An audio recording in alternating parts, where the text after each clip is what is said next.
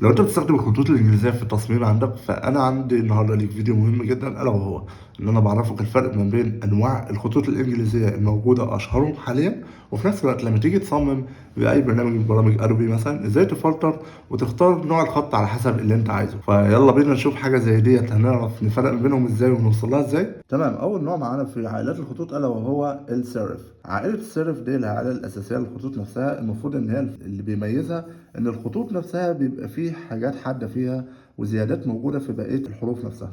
فمعنى كده ان احنا عشان نبينها اكتر، مثلا لو جينا على الخط نفسه وخليناه all caps فهيبان اكتر مثلا حاجة زي حرف ال H تي، النهايات اللي موجودة تحت الحاجات الصغيرة اللي بنضاف عليها دي هي دي اللي بتميز الحروف او الخط نفسه بتاع السيرف. تاني عيلة معانا ألا وهي السان سيرف. السان سيرف بقى هي السيرف وهي متدرجة منها، ولكن الفرق الوحيد إن الزيادات الموجودة في الحروف مش موجودة، فهي هنا واخدة نهايات حادة وبسيطة جدا عن الأول. حتى الخطوط نفسها لو احنا جربنا إن احنا هنعملها أول كابس هتدينا برضو الخط نفسه سيمبل من غير أي إضافات عليه، وده اللي بيميز العيلة بتاعت السان سيرف.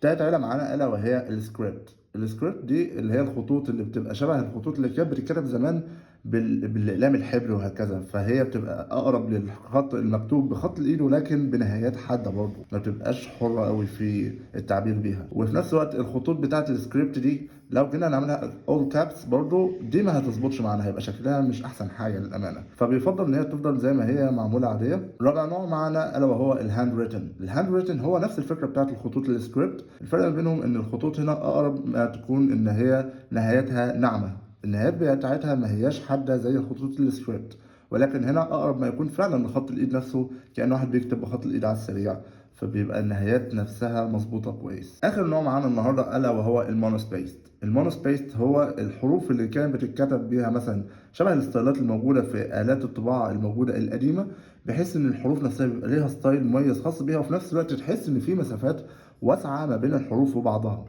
ده عادي ان احنا ممكن نعملها all caps عادي مش مشكله، بحيث ان الحروف كلها تبقى كبيره، او تبقى الحروف نفسها لور كيس مفيش اي مشاكل، وفي نفس الوقت شبه بتاعه الآلة طبعا، وبيبقى الحروف ما بينهم وبين بعضها والمسافات تقريبا تعتبر متباعده بينهم وبين بعضهم.